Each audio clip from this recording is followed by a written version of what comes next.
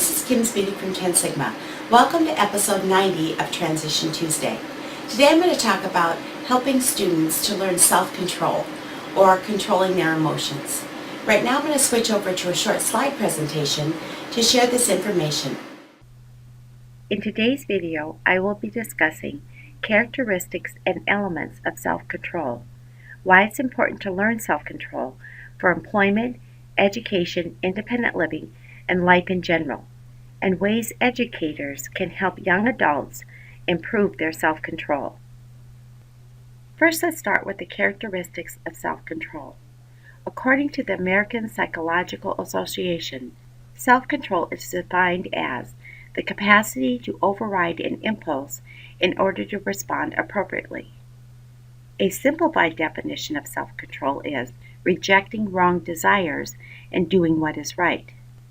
Self-control versus self-indulgence. Self-control consists of three elements.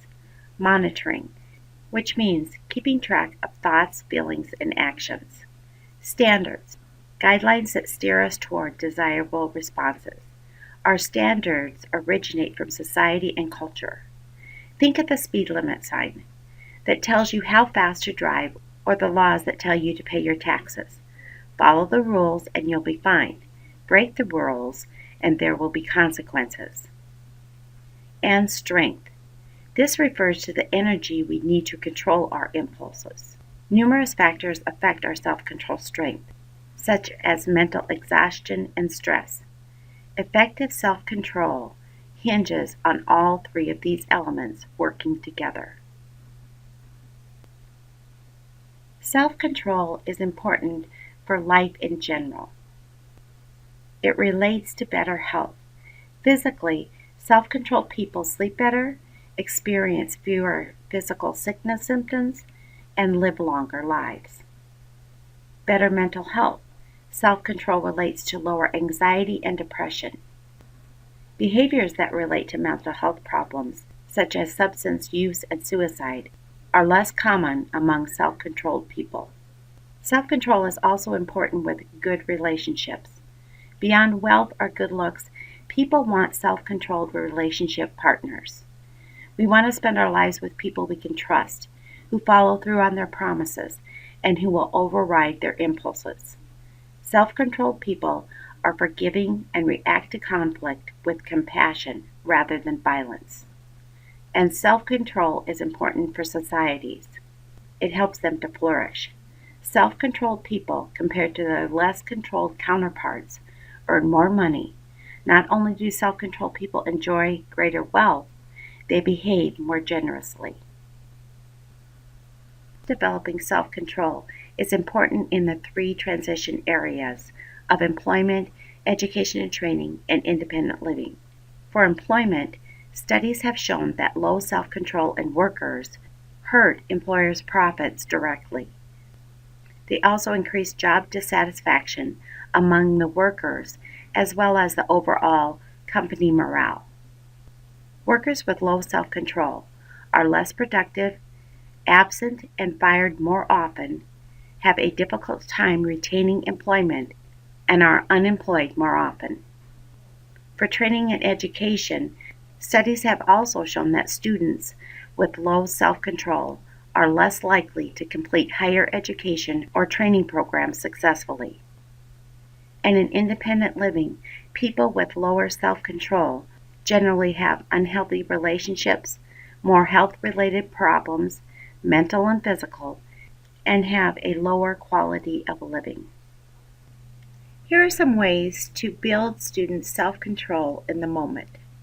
First, you could change the situation. The simplest and often most effective strategy for self-control involves changing the situation to reduce temptation. This is a very powerful self-control strategy because it involves minimal effort. You could also try to change the student's thinking.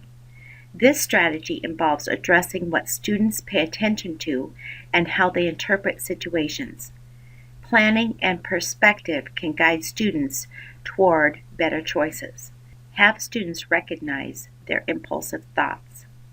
Some strategies would be visual reminders, breaking down large projects into smaller steps so the task for the students is more manageable.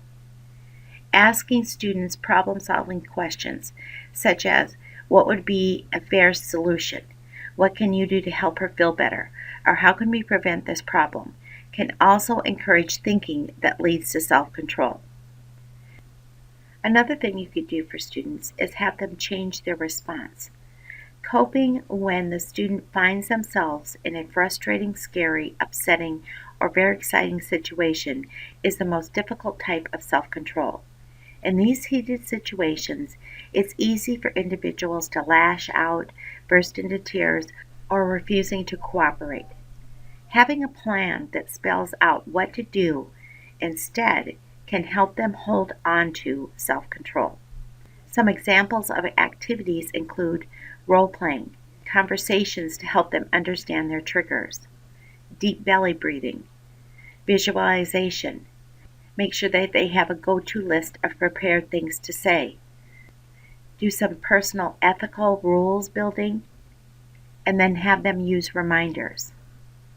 You could also just find a healthy distraction on the spur of the moment, or have them use a go-to activity when they're sensing that they're starting to lose control.